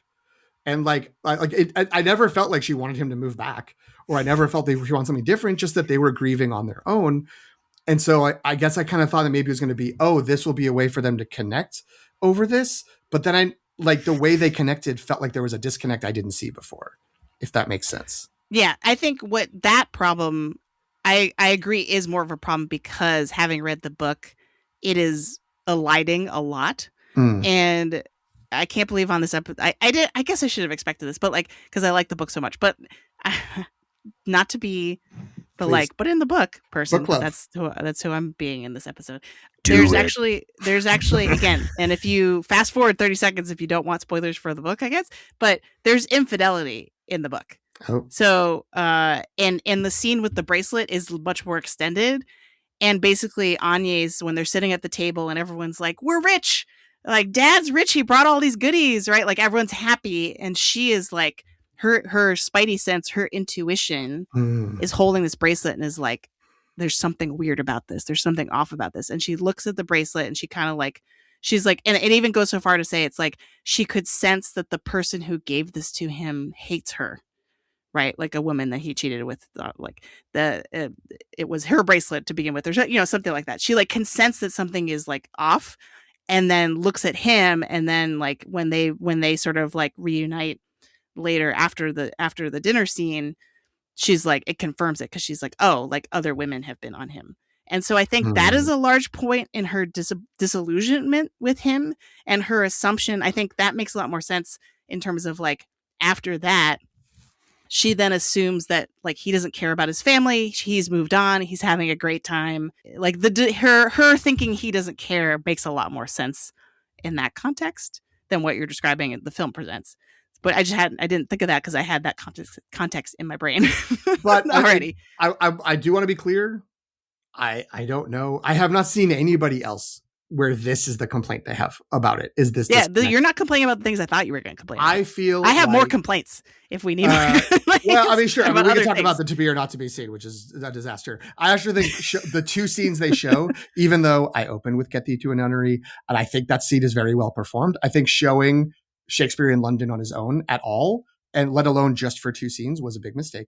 But I also feel like that we could have had more time with Agnes and maybe gotten a little more development. For the most part, for people who are listening who brave the spoiler section without having seen the movie, this is not an issue for most people. Like, and I recognize, again, I think this is an issue with the movie, but most people do not care. Most people are just like, whatever, I get it. Like, and there's so much emotion and there's so much cinema and filmmaking in the final sequence at the Globe Theater that no one's questioning this. And I think it's only because of a terrible confluence of events that I created for myself, where I was so worried about the play within the play. And then I got worried about, okay, well, how does the play affect the characters? Okay, that's dumb. I don't need to worry about that. Let me just deal with the emotions of the characters. Wait, that doesn't make sense to me either. This is the last thing I'll say about all of this. I did have a moment. It was when Laertes and Hamlet started their sword fight, which I was at the point where I was like, I get it. Like, I see it. Whereas like, yeah, the kid was sword fighting. He said he wanted to go sword fight. Yep, that's okay. So that started happening and they were sword fighting. And then in my head, I was like, oh, I get it. There's like 10 minutes after the Globe. There's another scene happening afterwards. That's the scene everybody gets emotional about. That's why I'm not feeling this. We're not there yet. There's going to be another scene. And that's why I'm just kind of feeling like whatever here. And then she reached out to Hamlet as he was dying. And I'm like, oh no, that's the moment. That's the moment where everyone's going to lose it. Like, that's the moment where if I was feeling anything, I would have really gone over the edge. And instead I was just like, good moment. That's going to be in the montages forever. Cool. So again, so people listening, I wish I felt differently, and go see the movie. It's really good. And I don't think I'm right. I'm not saying I have the definitive perspective. I was just trapped in this experience. Your experience is valid. Yeah. Thank you. We support you in going through this process. Let me move this forward. To ask, all of you who did like it more, what did you all, Greg and Jen, because Antonio asked the question too, what did you all feel like there was more than we have said about the Hamlet connection that was like beyond the sort of points of grief, beyond it being the outlet for him to say it? When we talk about how like important the art is, was that just sort of the like, this is emotional and therefore the audience had emotion in the movie and then also in real life watching the movie, or was there even more to it that you felt? So I'm going to tug at a couple strands that have been brought up in the last few minutes, but I don't want to make this a long comment. So I would say when I read the book, everything Jen said about the book, but also there was a real emphasis on he's living the good, fun life in London, and we're just holding him back. And so I read those moments as like she has convinced herself that he needs pure escapism, and she is what he's escaping from. That there's this sense that they used to support each other, and now he just has to escape this home life and be in the city and ignore everything there. And I think she thought his art was escapism, and why she was so worried that it was a comedy. It's like, oh, he's making a mockery of our story to escape from the reality of this incredible loss. And when she gets into the globe, to me, what matters about that scene, and I'm not going to offer any kind of rebuttal. I don't think the text of Hamlet matters much here. What matters is his escapism has been to go in there and every day recreate a conversation between him and his son. That the process of his grieving, and this is what moved me emotionally, is that here is a broken man who can only process this by escaping into the fantasy that he can have that conversation. And I do think it's both the things you referenced and immediately dismissed, which is that he does get to resurrect his son. And it doesn't matter that he's the ghost and the son is the real son, but all the styling is there, and all like that is Hamnet on stage with him. And that is both, I can see my son again, and also I can fulfill his dream that he will never get to be the man. And I found the emotion in the sword fight. Again, you dismissed it because you're a cold, unfeeling man who's processing his emotions maturely. But that I found that very emotional, because it's like, this is the life that never gets to be led. And to me, that's the tragedy of when a child dies, right? It's the life that is not lived, and all the things they don't get to do. And the moment there where you realize he's recreating the play on stage, and that was his one dream. That is also, for me, it's like, yeah, if I was Shakespeare, I would want to do this with my son forever, right? I would have welcomed him into this world. And I think Agnes processes that as, this was not an escape from us. This is fully about us and who we are. And he draws strength from us and from the life we thought we were all going to have. And I think that, to me, is why, I got extremely moved in that scene. And then I will agree with you about the text of Hamlet insofar as I found myself like halfway through going like, and is this the one where the woods marches, but it's the soldiers? No, that's Macbeth. Is this the one with the witches? Because the witches were here earlier. No, the witches are also Macbeth. And then, then I was like, oh, right, it's the one with the poison in the ear and the uncle. Wait, there is an uncle here, but I don't think that it would be that. So I agree that if you look at those dimensions of it, you're really not going to get much in my reading of it. You have to use the much more literal version of Shakespeare found a way to channel his experiences to inform his art and to create those moments of truth for himself. And in really accidentally exposing them to his wife, they finally are able to understand each other. And I completely understand what you're saying, where when she reaches out and holds the hand, it's just beautifully visual, a beautiful visual. I also just seeing the globe like this. Yeah. Come on. It's so great. Like there's a English major heart of mine beating very strong through this whole scene for this. So I agree that might not make sense for Hamlet, and then you don't like, why I agree with you. Why would the crowd join in on this? But to me, like, I'm weeping because she has gotten the same gift Shakespeare has taken for himself. He's gotten to see his son every day, to reconnect with his son. And she has, for this one brief moment, also gotten to enjoy that. And she gets to embrace him one more time and see him one more time. And then that's just staggeringly beautiful to me. So I basically am saying I can't disagree with anything you said, but yay, I liked when the Haldo maneuver happened. Right. Who cares? Hyperspace looked cool, but it's deeper than that. And I wish I had processed it that way as it was unfolding. Okay. I think we could go to Oscars watch. I don't Oscars watch. Yeah. Well, my last shout out before we do that is, and I think this is a more distinct Chloe Zhao choice, or her reading. Like, to me, this was her reading of the book coming through. But the theme of Orpheus and the look at me, like, and multiple times people looking behind them, I ate that up. It was great. And again, that was something that, like, I was like, oh, I hadn't really registered that as like a thing running throughout the story, and I really liked that. That kind of gave it that extra sense of cohesion. But I have no segue to Oscars watch from that. I was like, but will the Oscars cohere? That doesn't make any sense. But anyway, Oscars.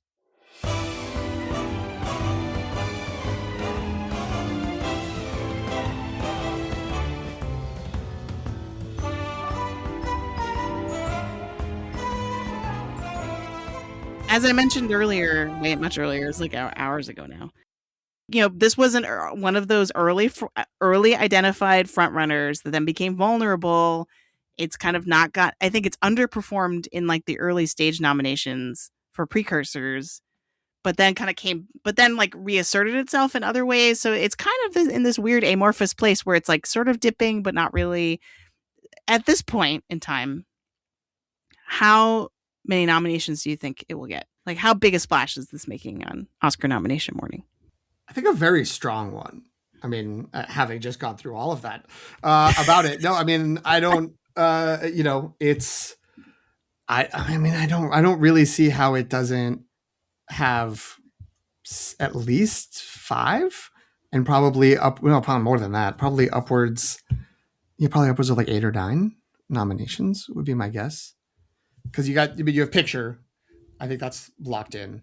Actress, locked in. Very, no longer probably locked in for a win because of the Rose Byrne push recently, but still, I think still a front runner. We have to see how actual like SAG and even like the Globes do. Director, I think, is really solid. Adapted screenplay, done. Cinematography, production design, costume design, and then you have the cast one. I don't really know how that's going to work. So I don't know. I already lost count. I stopped counting on that. But I was writing them down in our doc. So 1, 2, 3, 4, 5, 6, 7, 8. That is 8. And that's even not including supporting actor, which is I think we can presume Paul Mescal. Now who's anti-Paul Mescal? Although, well, what I was going to say is I think in a just world, it should be Jacoby Jupe, who's nominated for Best Supporting Actor. Because I think Paul Mescal does a very good job, but come on, Jacoby Jupe, what are we doing? Give him a nomination. This boy. Can he get a BAFTA Rising Star? Yeah. And all the critics awards that have young performer, he's nominated or at least mentioned if they just do winners. So yes. What does everyone else think about that list of 8 categories? I think that looks right to me. I think that I understand why certain critics have turned away from it, but I think that actors are going to eat it up, and I think a lot of industry people are going to eat it up, and I think that like a lot of cinephiles are gonna love it and are gonna have just a really visceral response to this, and are going to be very enthusiastic for this, and will happily vote for Jessie Buckley for Best Actress. And so I think the nominations are right. I feel like it's going to come away with at least 1 or 2 wins would be my guess. I don't know. What do you all think? So I like that list, and I do think that we are at the nadir of its chances, that it had this little blip while everything else came out and got people enthusiastic. This just wasn't around. am I mistaken? It took until like the second week of December till it actually went wide, I think, right? It's been real slow. It's been a They real had a slow. platform release. Yeah, it got a bigger burst right around Thanksgiving, I think on the 26th, and then it took, I think, another full week for it to finally go wide fully. And I see a lot of screenings. I think it is taking off, at least in my general area. So where my head is at in Oscars watch for this film is I'm starting to fear that this is in the continued march of one battle after another.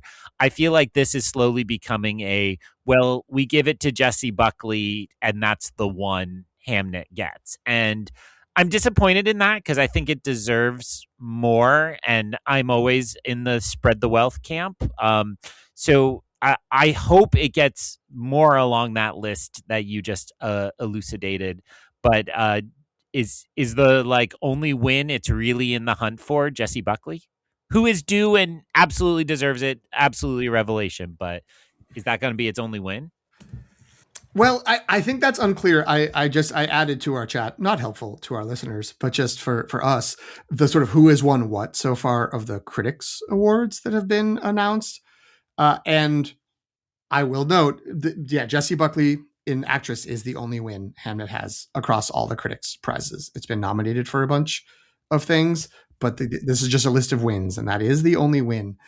The only movies that have won are One Battle After Another and Sinners.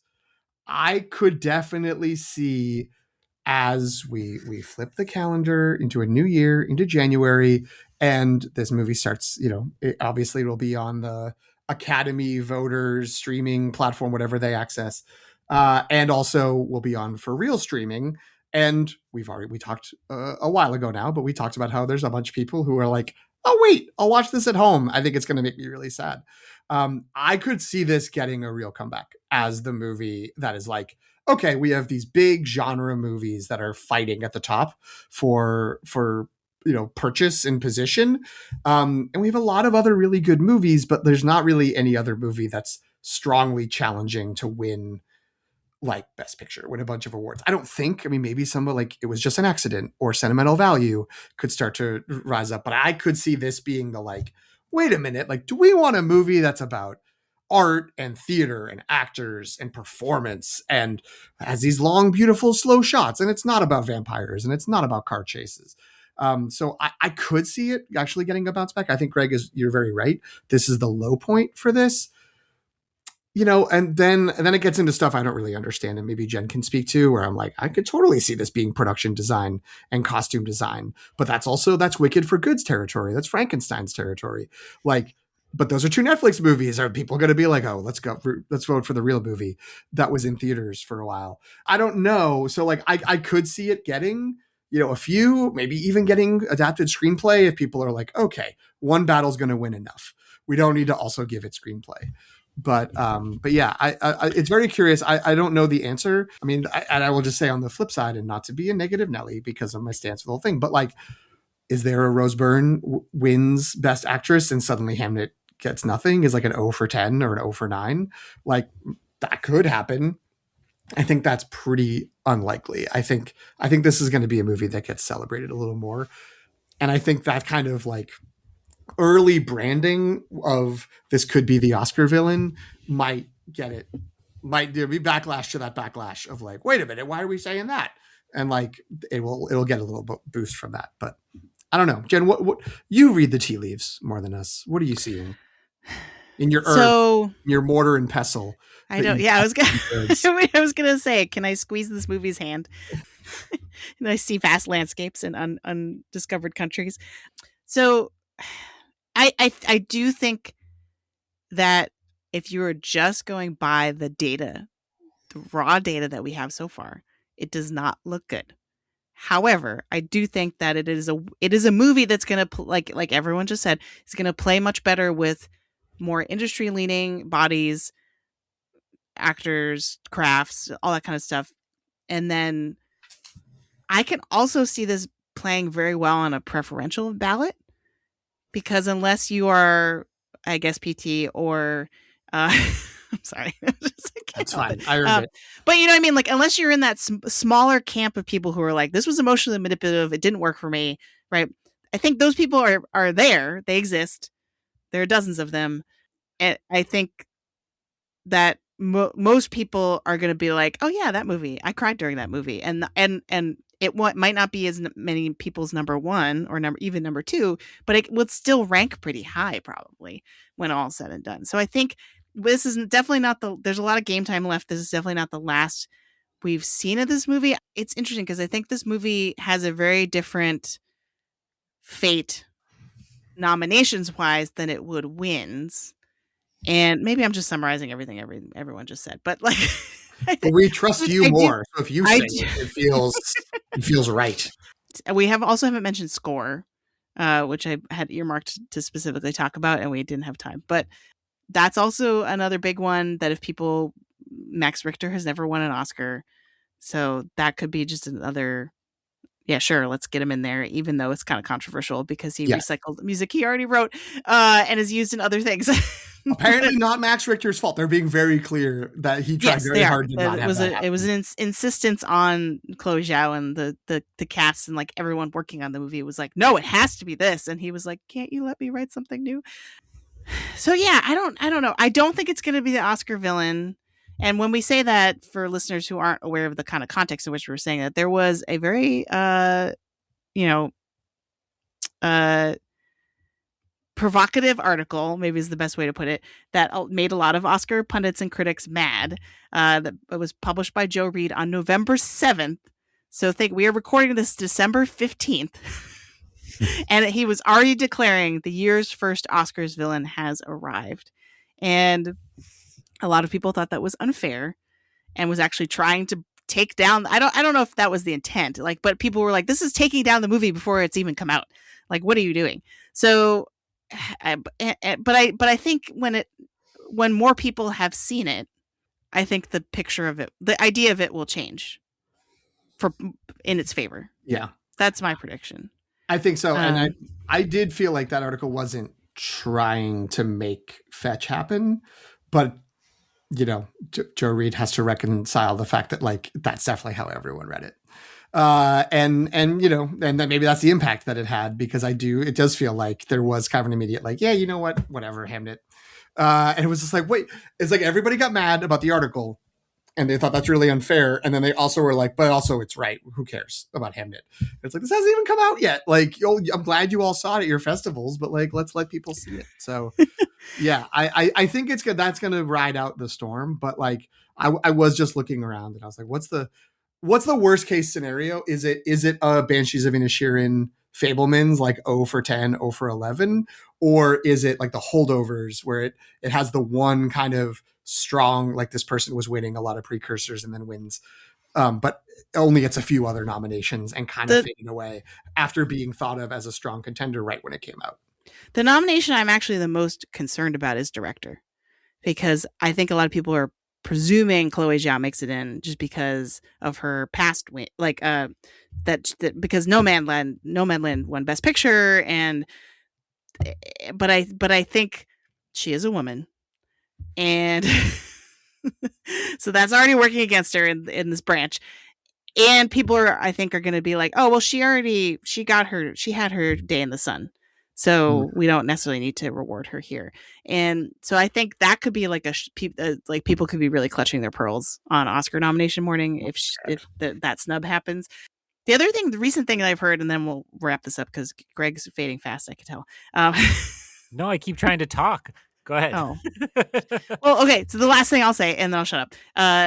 The recent the recent thing I've heard from a couple of people is that Train Dreams is actually Hamnet's biggest competition for nominations, because it is similarly, the cinematography is similar in terms of its sweeping landscapes and it's it's the quieter, more emotional movie. And so I don't know why people think there's only one spot for a movie like that, but I hadn't thought of it that way, because to me Train Dreams is so much farther down the list in terms of its candidacy. But Greg, what were you going to say?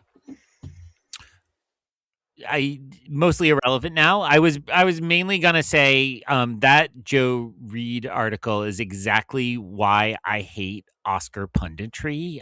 Because that was already like, listen, everybody cool is in the one battle after another camp.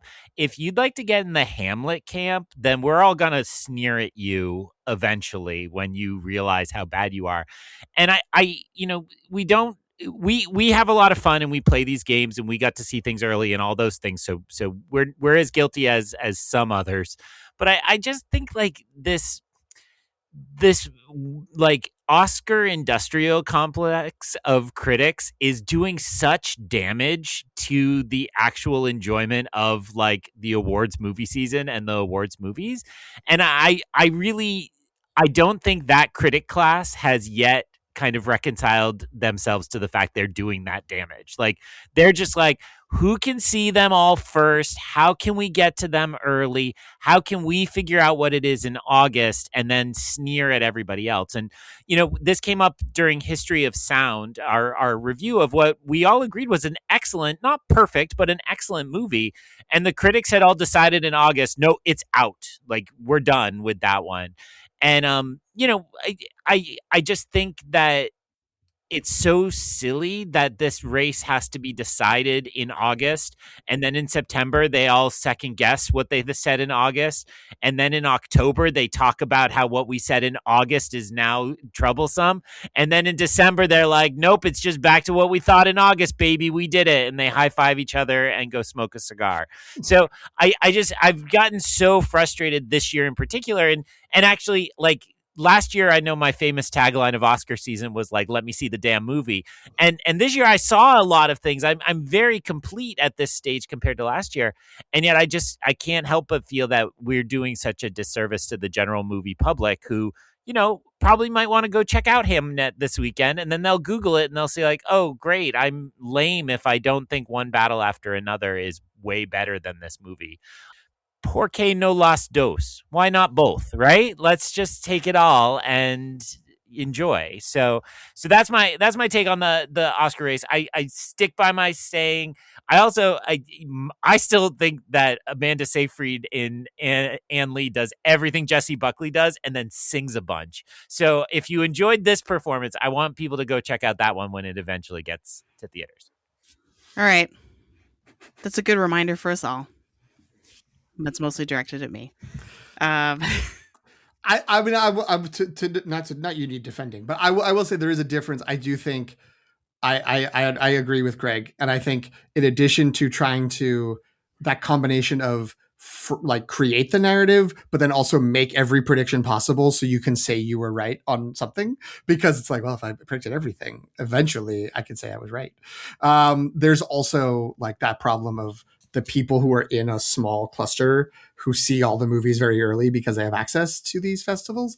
And then long before it comes out for the rest of us, they're just sort of like, huh, that thing. Okay. Whatever. Which, I mean, in our very limited experience, it's like the three of us saw No Other Choice a long time ago. It's not coming out, until maybe when this episode comes out, it will be in a few theaters in the country. And, I don't think we have a poo-poo attitude about that, about like, oh, look how great we are. But I can see how, that is what happens. And then that's the thing that grates me the most, where like, maybe that's just dialing back to Greg's last year of let me see the movie. But it's sort of just like people haven't seen it. So just because you have seen it, like, let's not act like, what the reaction is, what your reaction is. And that's a little bit different. And I don't think that you do that. That's the difference, Jen. That's what I was trying to say. Yes, and none of what I said was directed at Jen. It's that. And Frankenstein proves it this year, right? Like everybody wrote off that movie. They're like, oh, the 5 people who were in the theater in Venice didn't like it, so it's done, it's cooked, put a fork in it. And then the public's like, hey, this is great. I have had so many people in my day-to-day life be like, you know what's really great? Frankenstein. Did you see that? Did you see the awesome way they imagined the monster and all that? And so like I think those things should still matter in the race is really my point. And the fact that critics have written off what the general public thinks because it's only what we care about, that's just really bad in my opinion. So I'll stop ranting. But none of that was aimed at Jen. Jen, you just read the prognosticators. You don't Well, create. that's what I'm saying. I consume it. So I'm part of the problem. I'm giving them advertising money. But or in some cases, actual money. Anyway. Stop buying votes. Go ahead. Antonio, we found you. Where could other people find you? I know there's only one place. You died during this episode, about 3/4 of the way through, but we found you again. You can find me on Letterboxd at Alefano, AELEFANO. Greg, where can they find you? There's a small door at the back of the stage that I have passed through, and you can call to me there by finding me on Letterboxd. Where's your gray fabric? I was hoping there'd be some kind of bit where you just like drape that over your camera. I still haven't gotten over when Antonio accused me of having a cross earlier either. That was still has been cracking me up all day. So I think I'm on Letterboxd and Instagram at IonCanon, EYEONCANON. PT, where can people find you when they inevitably want to take you down a peg?